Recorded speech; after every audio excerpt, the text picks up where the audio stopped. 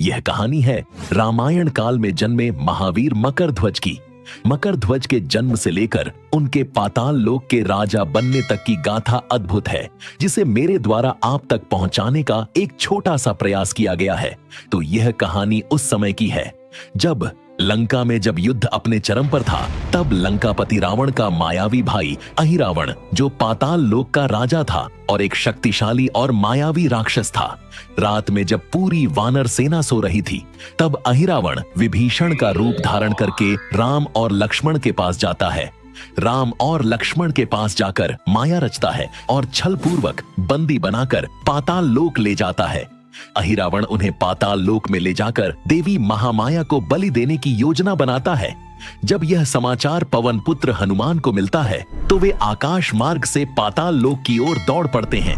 पाताल द्वार पर पहुंचते ही उन्हें एक तेजस्वी रौद्र रूप बालक दिखाई देता है, जिसका नाम मकरध्वज था। वह द्वार का रक्षक था और अहिरावण का सेवक बन चुका था।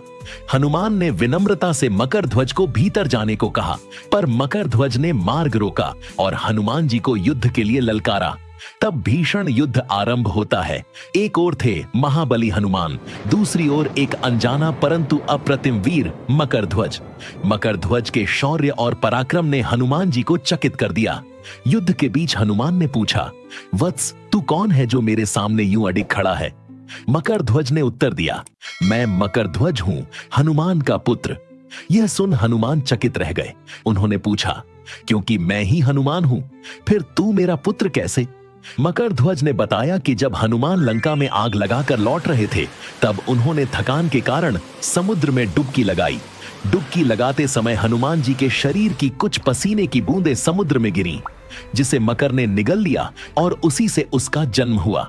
समय के साथ वह अहिरावण का सेवक बन गया, पर उसकी रगों में वही तेज और बल था जो हनुमान का था। यह सुनकर हनुमान ने उसे सच्चे पिता की तरह गले लगाया। मकरध्वज ने आदर पूर्वक उन्हें भीतर जाने दिया। अंदर जाकर हनुमान ने चतुराई से अहिरावण का वध किया और श्री राम व लक्ष्मण को मुक्त करवाया।